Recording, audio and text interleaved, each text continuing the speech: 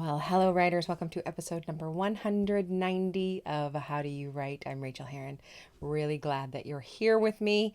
Today, we're talking to Anthony Moore, who is charming and sweet and has some great things to say about how to keep and capture the ideas you get. So many of us have these ideas assault us wherever we are, no matter what we're doing, and we lose them. I know I do. And it was really great to talk to him. He has a business model that is not like everybody else's, and I know that you're going to enjoy listening to this smart man. I'm a little slower than I usually am today, a little bit down speed, possibly. I have been sick. I don't know if it's been COVID. I really don't think it has been, because I'm better in a week, right? The last time I talked to you was pretty much the last time I felt good. So I've had this for a week, and it exactly is the same thing I got in the beginning of March with all of the symptoms of COVID, but none of them lasting very long. Thank God, right? So I don't know what's going on, but a week later, I am up at my desk for the first time, and we're waiting for my test to come back. However, they said it can be up to 10 days to get the test back, so still just waiting.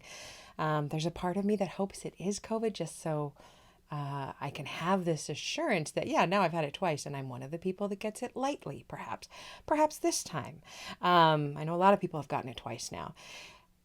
However, this disease is so awful and bad and scary, and I know it mutates and does crazy, awful, different things to so many different people. I also don't want that to be true. I would like to know if we can lift our total quarantine, because right now we're not even going to the store. Well, of course, we're not going to the store. We're not doing anything. I am not even talking to neighbors out the window right now because I feel weird about it. So, yes, we do that in my neighborhood. We do talk to neighbors out the window sometimes, but not right now. And if I don't have COVID, then I've just had a bad flu or cold or something like that. And I can go back to, after I'm well, socially distancing, going to the grocery store, doing things that I enjoy doing, going swimming. I have not gone swimming again in the bay. I have not even taken a walk in the last week. I've just been sleeping like 20 hours a day. So, very glad to be back at the desk. Not looking for sympathy, just kind of explaining why my affect is like this today. But today I had a great day. I've done 4 45-minute sessions in revision because I'm behind. I lost 4 work days because of this, and I'm on deadline again for this book. But it's a lighter weight deadline, lighter weight revision, so that is okay. And you know what? Life happens, and we can't always write on the days that we need to. We can't always write on the days that we want to. I was reminded over at the Writers Well of by Stephanie Bond, who is awesome and who filled in for me this week on the Writers Well. So if you don't listen to that podcast with me and Jay Thorne, you might want to go check that out. But I was reminded by Stephanie of the Serenity prayer that I made for writers a while ago, and it is secular, non-God related. It just opens with a generic please. Please grant me the serenity to accept it when I cannot write, the courage to write when I can, and the wisdom to know the difference. There are many times in my life where I think to myself, I can't write today. And all what it is I just really want to, screw off and watch Netflix or work in the garden or whatever it is that I'm working on. That's what I'm talking about, the courage to know when I can, the courage to know you are just procrastinating right now, Rachel. You're just being a big whiny baby. Sit your butt down in the chair and do some work. You'll feel better. That's where I need courage. I also really, really, really need to embrace the serenity that comes with understanding when I can't do work. I really tried to work when I was sick, and my wife just kept rolling her eyes and reminding me, look, you're sick. You can't. Your brain is not working. I was barely able to speak English. Your brain is not working. You must rest. And I don't know if any of you are like me, but when I am sick, I am convinced, and this is weird, I'm convinced I'm just being too big a baby and that anybody else would push through the fever, push through the coughing, and get to the desk and do the work. And I'm just a lazy loser slob.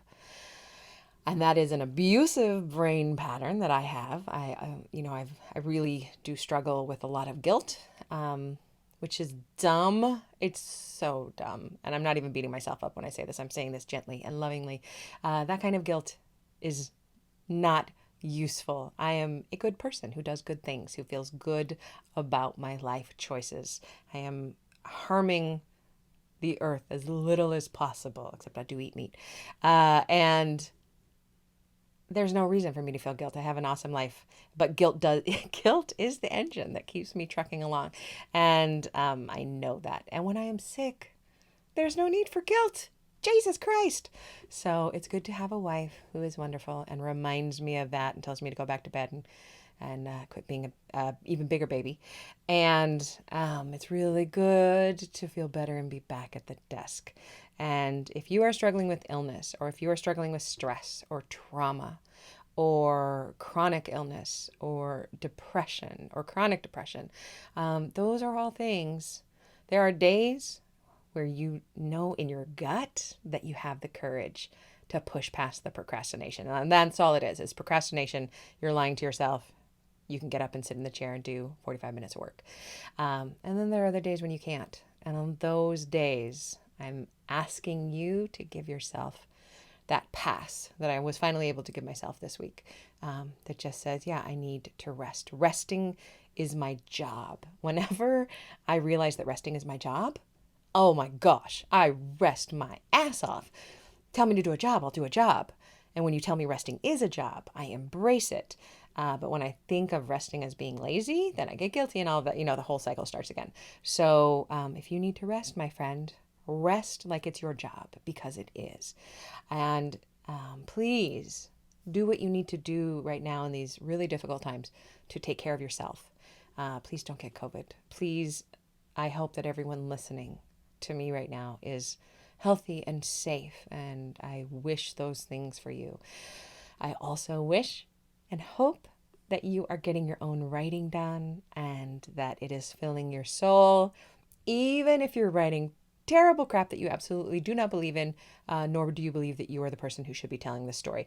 Those are all just lies that we all are fed by the group unconscious that says, no, you shouldn't write this. Yes, I'm telling you, you should write this. You have to write this.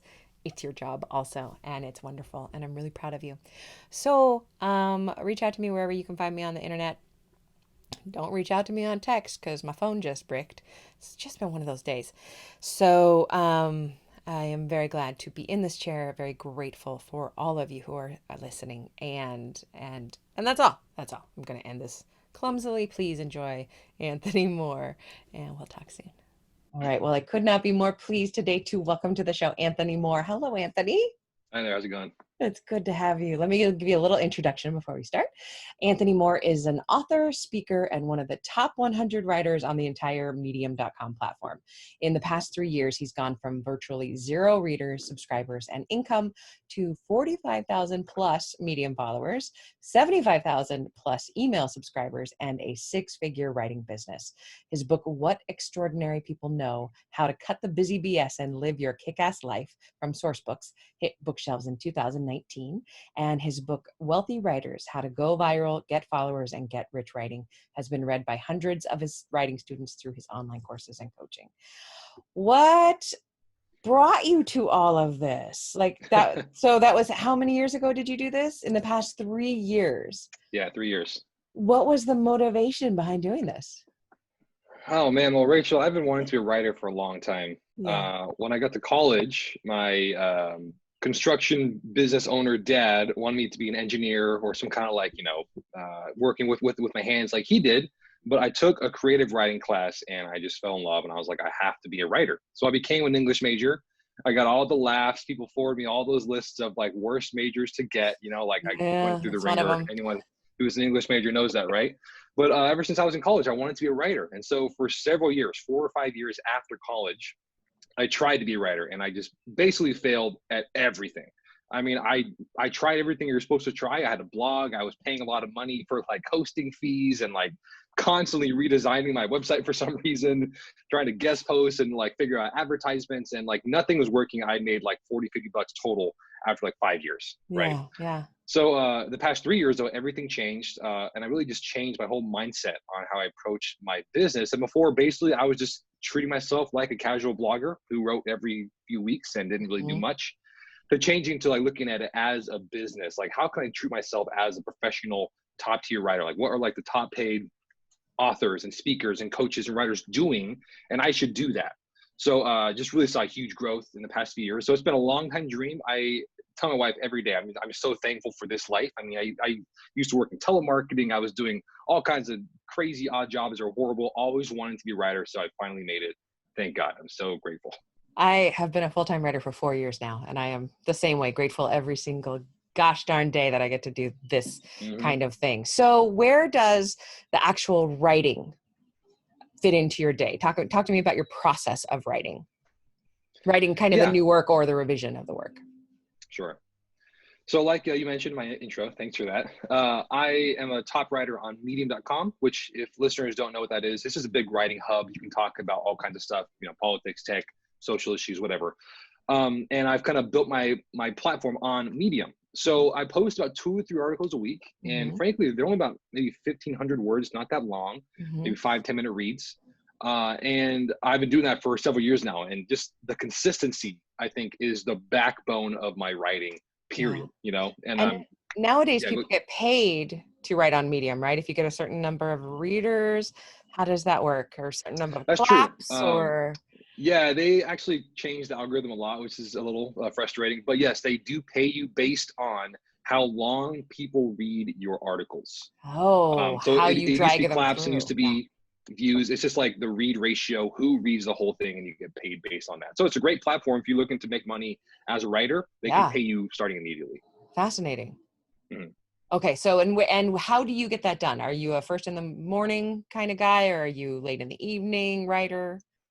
You know, I have spent a lot of time figuring this out because as writers, this is our bread and butter. Like, Yep. how do you write the best, right? And I've written when I had a 9 to 5, and I've written as a full time writer myself. And basically, what I found, Rachel, is that different things work at different times for me. Like, I used to wake up at 5 a.m. every single day. My wife and I were teaching English abroad in South Korea. Mm, Super crazy. It was like language barrier and food and culture, and it was so mhm. busy. But every single day, I was writing at 5 a.m. It was awesome. But then I move back here, and it's like, hey, I can sleep in. I don't need to do that. So it's like whatever my life becomes, it's like I write around that. Mhm. So now it's like my whole basis of writing, Rachel, is just writing a little bit every day, small progress every day. And that's how I've written my 2 books, how I've made huge online courses. It's like when I have these deadlines and like word counts of the day, that really stresses me out. I feel like I'm already falling behind if I'm not Mhm. feeling it that day, whatever. But if I can just write a little bit all the time, eventually I look down and it's like, wow, I've written a book. I've written a whole book. I've written 5 articles like this week, and they're all really great. So it's just small progress every day for me. Do you any of your articles end up in your books? Do you kind of collate them in, or are the books completely standalone from the articles? No, they're actually pretty connected. And I studied a lot of like best-selling authors and figured out how to write, you know, and a lot of it is like my kind of like rise to where I am now is like I wrote a lot. I saw what worked. I had a couple articles that really, really hit, like, you Mm, know, really, really big semi-viral articles. And it's like mhm. that works. Let's focus on writing this kind of concept into like a book. And it just connects into the business of my writing. So any online courses I have or coaching I offer or other books I'm making, it's like everything is mentioning everything else. So it's a big cohesive connection that really fits across the board, you know? Yeah, that's really smart. I write in 5 different genres, so Hmm. I I screwed the pooch on that one. It's hard That's to not connect all of what that. you want to do. Yeah, yeah, exactly. What is your biggest challenge when it comes to writing? Oh, that's a good one. Good question. Um, you know, I think as writers, I like stumbled on this writing style that worked. You know, it's like short, clear, concise. If you read my writing, it's like pretty brief, blunt. It's like lean meat. You know, Mhm. and like that worked. And it's like I tried for years. I finally found something that worked. But it's challenging to break out of that once you've established yourself as this you know person.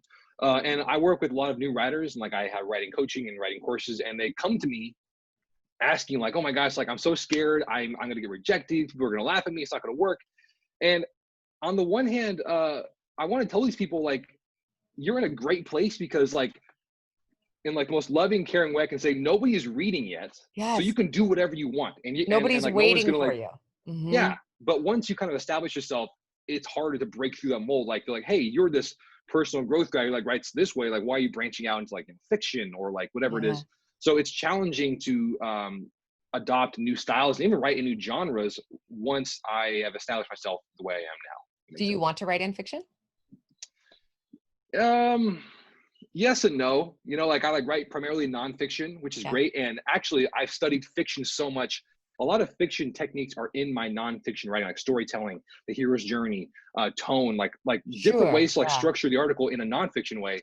Um, so down the road, yes, but again, it's like I've established myself here. It's hard to break out in like other areas, you know. Yeah. Yeah. What is your biggest joy when it comes to writing? Um, You know, I get pretty vulnerable in my writing. I talk about my history with addiction and my family issues. Hey, And hey, I'm a fellow addict here okay, in great. You know recovery. what Yeah. it's like. Yep. Always great to meet another person, 12 Yep. stepper.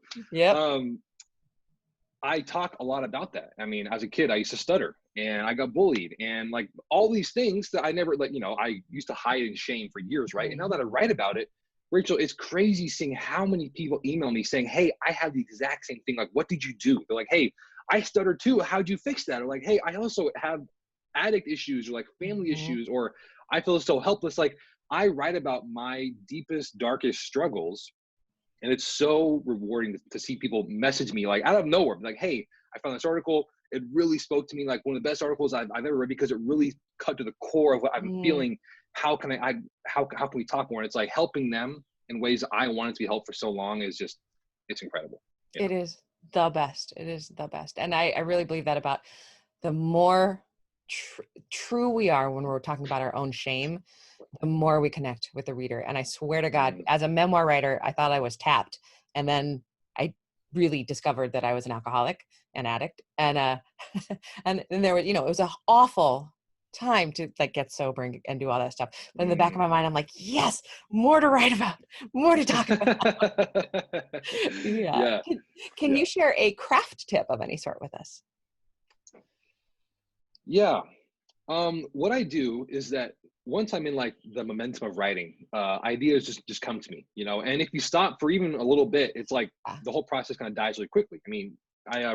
I read Stephen King's book on writing. I'm sure a lot of listeners have, and he mentioned something like he like stopped writing for 2 weeks, and he felt how much harder it was to start again, right? Hmm. So the craft tip I have is that once you're writing a lot, which is a given, you should be writing all the time, right?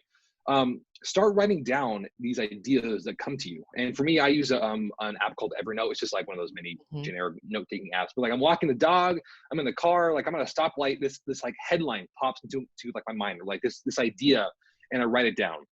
And I feel like if you don't use it, you're gonna lose it. Hmm. But the more that you're like writing it down, it's like the more things are unlocked. Hmm. There's this great kind of like analogy by, I forgot who it was. It's a kind of a crude name. It's called Idea Sex. And they're Uh-huh. saying like, if you can connect like business with like, art, or like two totally disparate things, if you connect those, you can make crazy idea babies, like things you would never consider, but you have to like be listening to these thoughts all the time. And eventually you're going to make these connections automatically, passively, as you're hanging out in the shower, walking your dog, because you're always thinking, kind of like opening up your mind to these things. So I say write all the time, and then write down what comes to mind, because the more you write down, the more it's going to come to you. It's such a thing that I always forget to do that. I always think when I'm walking the dog that I'm going to save the idea and I'm going to have it when I get home. Not only do I not remember the idea when I get home, but I don't remember that I had one. You know, Yeah. Oh, not like I yeah. get back to the desk and struggle. It's just gone forever. Perfect. Yeah. I'm like walking the dog, like learning how to type as the leash is like on my desk. Like, hold on, I have to like write this down. Like, That I've is gotten what good at that. voice to text, man. Hit that You're speaker right. button. That's true. What thing in your life affects your writing in a surprising way? Well, I mentioned my stories growing up. Um, Before, I was trying to be a writer, right? And I actually recall I wrote this like dumb little article about like, career stuff or something. And somebody commented, Rachel, they said, and so nobody ever commented on my stuff, right? Because I was like a no-name writer. And so a comment's like, wow, somebody commented. They wrote, "This is the worst article I have ever read in my entire life." Like, period. Like, that's it. And it crushed me, right? So horrible. And so for years, I basically made it my subconscious mission to never write anything that could elicit that reaction ever again. Oh, And so, hey, like that happened. Nobody ever commented because nobody ever read anymore because it was the most vanilla, boring junk, exactly. You can't, non-controversial stuff. you can't make So everybody like your stuff. exactly. So when I started writing, like kind of getting back to like these roots of like, hey, I'm going to make a stand. I'm going to draw a line in the sand, say, hey, this is what I believe. Here are my stories. Here's my darkest, deepest stuff. Like, this is me being vulnerable, using these things I never talked about, never wanted to talk about, like made a point to hide. When I talk about these things, that hugely affects my writing because that's what I can bring lots of fiction techniques into, like setting myself up as a hero's journey, overcoming adversity, like bringing different characters and tones of voice, dialogue into nonfiction. And so that makes like just as a whole another like level on my nonfiction work, and really just builds huge rapport with my audience and me who have gone through the same thing. So not hiding those dark stories, but using them in a way to say, hey, I'm not perfect. I struggle too, but here's what I've done. And maybe you can benefit from this too. That's just worked wonders for my work. That's the kind of creative nonfiction that I love reading the best, is when we go into a moment of another person and get to inhabit that with you. Yeah, that's awesome. What is the best book you've read recently? I read books all the time. I think it's a huge technique for writers to just get good at your craft. One I just read was the autobiography of Malcolm X. Really intense. I'm just right now with the current climate, I want to be more informed. As a straight white guy, I've had the wind in my sails for pretty much since I was born. Yeah. So I just hearing just the side of like Black America, especially back then, it was just so eye-opening. And it's such a good technique for writers to, anyone like writers to like learn like, hey, I've never considered this before in like writing characters or just like writing truths and principles. So that was a great book. I also just read Phil Knight's autobiography called Shoe Dog. He was the founder of Nike. Just again, two great autobiographies that were almost like novels. They were written so well. Like you're like rooting for them and like things happen. It's like you like forget it's a true story. So two great autobiographies. I found great just input from reading autobiographies of famous people across the board. It's just really helpful for me understanding how people work. That's fabulous. Thank you for those two. I haven't read either of them, and I've meant to read the Malcolm X forever. And thank you for reminding me of it. Really good. Great book. Okay, so now tell us where we can find you and everything that you are doing. Yeah, so basically two places. First is just my blog, anthonymoore.co. All my stuff is there. And also just I made a free writing training. It's focused on Medium and like how to kind of make money from that. So if you go to freelancewriterstarterpackage.com, it's an hour-long free training that talks about how I make my income streams, how to just write great articles. Freelancewriterstarterpackage.com. Free training if you want to check out how to write on Medium, how to get paid and kind of build up these income streams. I want to do that. I want to read that. So I'm going to go sign up for it right now. And I will put it in the show notes for everybody who wants to come by howdoyourwrite.net, and you can find it there. Perfect. Anthony, it's been a treat to talk to you. I really enjoy your energy and how you are living your life, and you have achieved your wildest dreams. I'm so grateful. Thank you. It was great talking to you, Rachel. Awesome. Thank you. Take care. Bye.